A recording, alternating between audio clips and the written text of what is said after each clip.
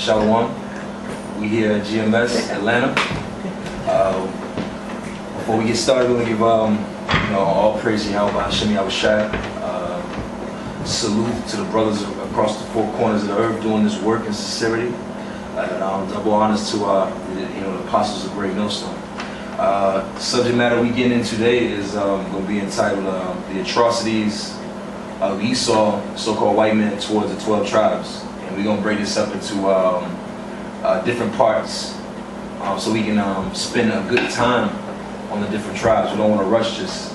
So today's lesson we're going to jump into Gad, Reuben, and Issachar. Because the thing is that throughout history, when you study our people, when you study you so-called Negroes, so-called Latinos, and Native Americans, you really see that this white man was really bringing a lot of hell on y'all, man. On us, when we say us, okay? And that's who it was. It wasn't Moab, it wasn't so-called Chinese, Japanese. They had their little parts in it. But the main source of that hell was coming from this white devil, man. Okay? And a matter of fact, before you do that, if somebody get me what is that, Zephaniah 1:15 real quick, because the Lord calls us to go. The Lord, he's the one that's behind all this. This white man, he took it too far, man. When you read about the history of so-called North American Indians and Latino tribes, man, he was ruthless, man. Let me know when you got that. I got it. You got it? Go ahead. This is the book of Zephaniah 1:15. It's like Zephaniah 1:15. That day is a day of wrath, a day of trouble and distress, a day of wasteness and desolation, a day of darkness and gloominess, a day of clouds and thick darkness. Come. Zephaniah 1:15? Yeah. I'm sorry, it's like Zechariah 1:15. But that's still a good scripture, man. The day that we going into it, dealing with your history, was darkness and gloomy, man. Because when you read about the North American Indians, it was, you get some goodness from it, but you can't deny what this white man did to you, man. Go ahead. Right, this is Zechariah chapter 1:15. And I am very sore displeased with the heathen that are at ease. Right, this white man is at ease, man.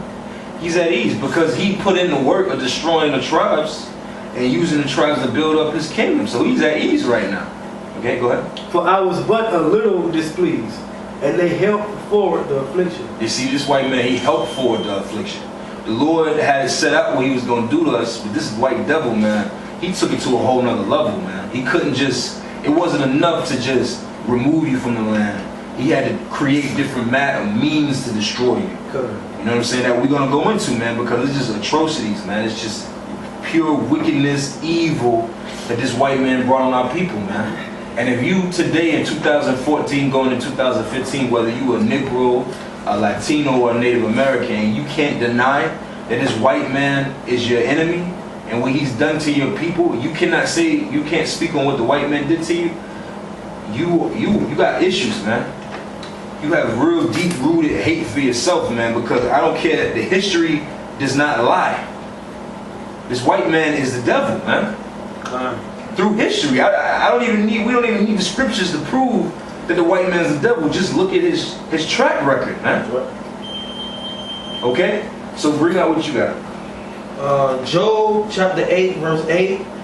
For inquire, I pray thee, of the former age, and prepare thyself to the search of their fathers. That's what we doing right now, man.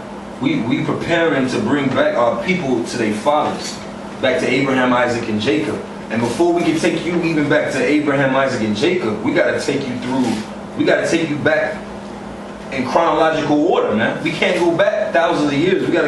Let's go back 10 years. Let's go back 50 years. Let's go back 100, a couple hundred, a couple thousand and get back to that point. And before you can get back to your fathers, Abraham, Isaac, and Jacob, you got to go through what your fathers went through with this white man. And that's what we're showing you. That's a key point to get back to the beginning, man.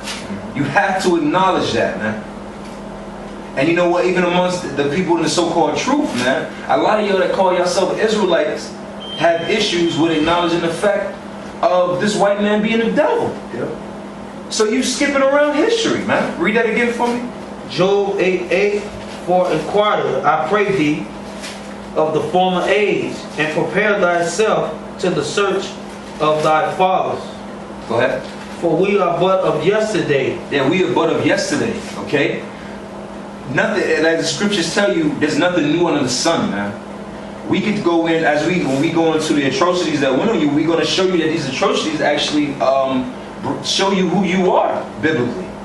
Those are signs that was to show you who you are, man. Because there's nothing new. Certain things that happened in the ancient world, our people are still doing today, and those are insignias on us to show you who you are and who you were, okay? Go ahead, you got something? Yeah. Let me finish that, you can bring out what you got. And know nothing, because our days upon earth are a shadow. Right, we don't know nothing. That's why you have to go back in your history. Like the saying goes, man, you don't know where you're going unless you know where you came from.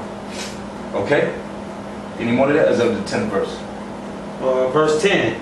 Shall not they teach thee and tell thee and utter words out of their heart? Right, that's a question right there. That's what we're doing. We teaching thee of the former times. We're telling you, so-called North American Indians, you so-called Seminole Indians today, you so-called Mexicans, we telling you of the former times. We telling you that you're not Mexicans, that you're not North American Indians, that you're not Seminoles, that you're Israelites, man. That's what we here telling you. That was a question. Because if you don't know, like the scriptures tell you, how can they be taught unless they have a preacher, man? Okay? You got it. Bring out what you got. All right, this is 2 Peter 3.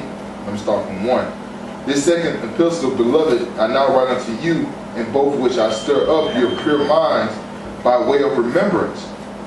So I can read that again for me? Okay. 2 Peter 3, verse 1. This second epistle, beloved, I now write unto you, in both which I stir up your pure minds by way of remembrance. Yeah, see, remembrance, man. The Lord, when he brings you into this fold, he opens your mind up to be able to see and accept the past, and also so that you can see the future. That's how it works. Like us, the Lord opened our mind up, our pure minds up, to be able to see, that this white man's a devil, man. Because when you talk to Jake out here, they want to talk about building. They want to talk about what's happening with their people, whether they're Negroes, Latinos. But they never want to acknowledge that part of history, that this white man is your enemy. That's the part that they don't ever want to, and that's a gift. That's a true secret that the Most High gave us to know, like, this is the devil according to the scriptures, man. That's a real secret. And that's a real key that opens up everything else. Because then you can see, this white man is my enemy. So then I look in the scriptures and it tells you who your enemy is and what's going to happen to your enemy. And that's why, yesterday at camp, everybody wants to say, how do we protest? How do we get past this? You guys don't even know what you're protesting. You guys don't even know who you're protesting. That's why if we really went out there in plain clothes and interviewed these Ferguson or Mike Brown protesters and asked them, what are you protesting? That person gonna say something different than the person he came with, man. Because you're not in one accord, man. That's right. Okay, what you got, Brandon? This is 2 Thessalonians 2 and 3. Let no man deceive you by any means, for that day shall not come except there come a falling away first. Right, and that's what we're going into. It's the falling of our tribes, man. Because our tribes, but through history, you can see our people fell hard, man. Go ahead. It says, and that man of sin be revealed. Right, it's the son time of perdition. That's right, the son of perdition, the son of destruction, man. And he's being revealed right now to you. And if you be part of the elect, you'll see it and you'll accept it, and you'll realize that this white man is your enemy, or you're gonna not accept it. And that just means you're blinded, man. Because you have to be, as the scriptures say, in gross darkness to not be able to see what's right in front of you. Because these accounts that we're going to bring up, this isn't some secret information that we had to go swim 50 miles and climb a mountain and sneak into a building to get. This was information we took the same exact phone that you have in your pocket and did a search on, man. It's a matter of the Lord opening your pure mind, like the brother brought up, to say, I want to look into my people's history. Right. A lot of you niggas don't even care where you came from, man. Okay? You got something? Yeah, I had a quick. Yeah, go ahead, bring it out, and then we're going to get straight to it. This is the word remembrance. Okay, in the etymology, it says a memory, recollection. Recollection. Yeah, to bring back. Recollect. To recollect what you once had, man. Okay, you once had this knowledge. You once understood that this white man was your enemy. And that's why we gotta tell you, we gotta push that vibration out continuously, that the white man is the devil, he's your enemy, and he's going into slavery. Because on top of telling you that he's your enemy, we gotta tell you and put in your head that you're gonna put him in his right place, man. And with that being said, you know, read what you got. Somebody get Genesis 49. I'm sorry, it's like Genesis 49:19. Going in there, yeah. All right, reading on down. As consideration, reflection, present consciousness of a past event. See that present consciousness of a past event? Just like we're going into the history. You're supposed to be conscious of what occurred in your past, man. Majority of you tribes, y'all don't even know what happened with your own people. Starting off, well, you know, the main topic, the hot topic is Gad, Reuben, and Issachar. You guys don't really truly know the essence of what occurred back then. You know, some of y'all got a small inkling of information, but you truly don't even go in depth to figure out what happened in your past. You don't care. You don't care. Because you know what? I worked with years ago. I worked with a Gadite. Her, you know, this girl. Well, she was Judah. Her father was a so-called Negro, but her mom was a Gadite, right? And this bitch was telling me when I was working with her, she was celebrating Thanksgiving. And you know what? A lot of you so-called Indians, I ain't gonna call you Gad, man. You damn Indians, man. Y'all are celebrating Thanksgiving, man. Probably Columbus Day, man. Dumbasses, man. Yeah. That's just how away from your source you are. That you would celebrate the day that you were destroyed, man. That's how off our people are, man. And they'll say, well, it didn't happen to me. It didn't happen to us. Right. You know, it didn't happen to me. Right. That could have been your great grandmother, Right. your great grandfather, your aunts, your uncles, your cousins. That could have been a friend of yours' family that was getting slaughtered, man. So to say that you don't care, man, our people are selfish, man. Yeah. When you don't reflect on your past, you have a real selfish mind frame, man. Because it's not about you, man. It's about the nation, man. This whole thing we doing is to bring the elect of the nation of Israel in. That's what we doing, man. Not to just bring that random person in, man. Because it's bigger than us, man. We building a nation here, man. We building the kingdom of the nation of Israel, okay? Right. Somebody got Genesis 49? We can go ahead and get right into Gad, man. Go ahead. This is Genesis chapter 49, verse 19. Gad. Well, matter of fact, so like, start reading verse 1 and then skip and then jump in. Genesis chapter 49, verse 1. And Jacob called unto his sons and said, gather yourselves together, that I may tell you that which shall befall you in the last days. In the last days, this was a future prophecy that Jacob was giving to his sons, that was going to tell them where they were going to be located, what was going to happen to them, and what was going to become of them. Okay, and now we're going to jump down to verse 19 to go into Gad to prove. Because a lot of you, before we jump into the history, we want to prove to you that you are the Israelites. So we're going to jump into who you are biblically. Go ahead. Genesis chapter 49, verse 19. Gad, a troop shall overcome him. Right, and somebody go to the blue letter for me real quick, and just go there to Genesis 49:19. Read it again. Gad, a troop shall overcome him. Right, because when you go to I want to say Genesis 30, when Leah was having Gad, matter of fact, if somebody else get that, man, we're going to completely go into this. I think it's Genesis 30 and 11. Hold what you got. You go to blue letter, go to Genesis 49:19, because we're going to look up a few words there. Alright, this is Genesis chapter 30, verse 11. And Leah said, a troop cometh, and she called his name Gad. Right, because in the ancient world, when you had children, sometimes you would name them names according to what was happening around you, what was going to become of them. You know, omen nomen, right? It wasn't like nowadays where you niggas just put, I just like Sirach, so I'm gonna name my son Sirach, man. A name has meaning, okay? So this thing, Leah was seeing a troop, and she named it, and that was prophetic, okay? Because the word Gad in the Hebrews, it means troop. Literally. Go back to Genesis 49:19. Genesis chapter 49, verse 19. Gad, a troop shall overcome him, but he shall overcome at the last. Right, and this is talking about you so-called North American Indians, man. Did not a troop come and take you over? Did not the Spanish conquistadors come with their men and overcome you? When you look up, what was the word, overcome? Look up overcome in the Hebrew. Because that's what happened to you, man. And that was prophetic, okay? That was prophecy in your name. That's why I said in verse 1, what shall be bestowed against you in the last days, okay? And that's what happened to Gad, man. You got that? Yeah, I'm putting it up right now. Come.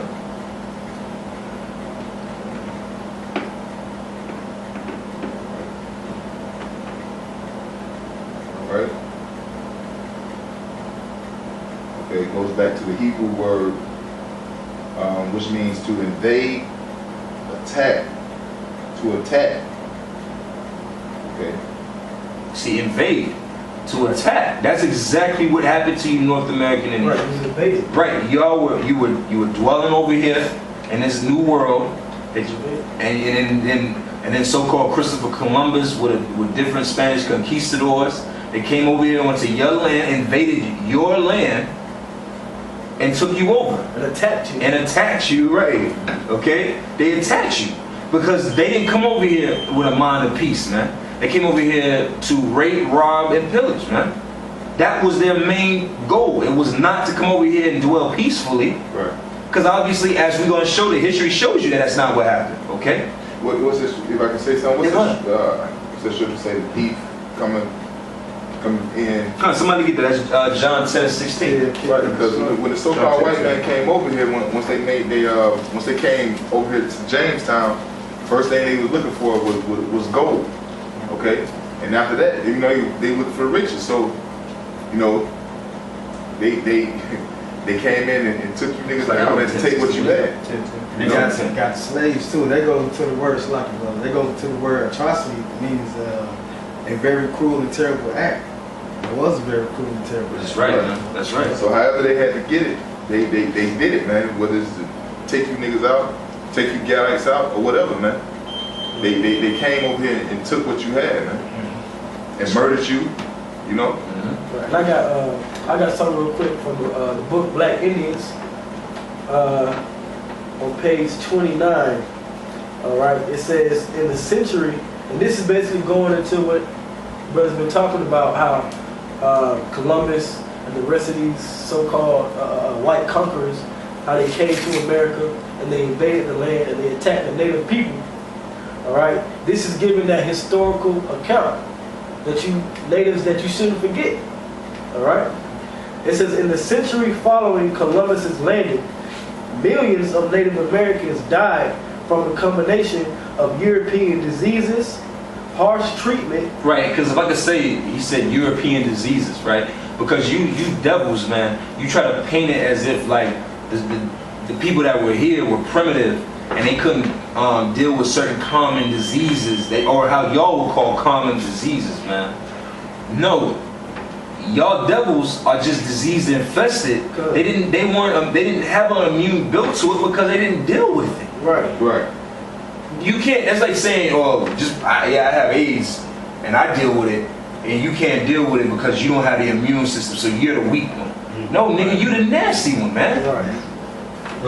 Y'all were the disease infested ones, man. We didn't deal with that. Our people, and when you which is a good book, the Antiquities of Mexico.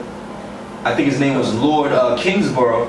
Because he dwelled with Gad, and he was telling you how, you know, it's different historical points with Gad, man. In the middle of winter, Gad was taking cold water baths like it wasn't nothing. Gad used to be able to run with water in their mouth, full speed for like several hundreds of miles. They were top machines, man. Yeah. So you telling me they couldn't deal with certain diseases? It wasn't because they couldn't deal with it. It wasn't. We don't deal with this. They were never introduced to it. Right.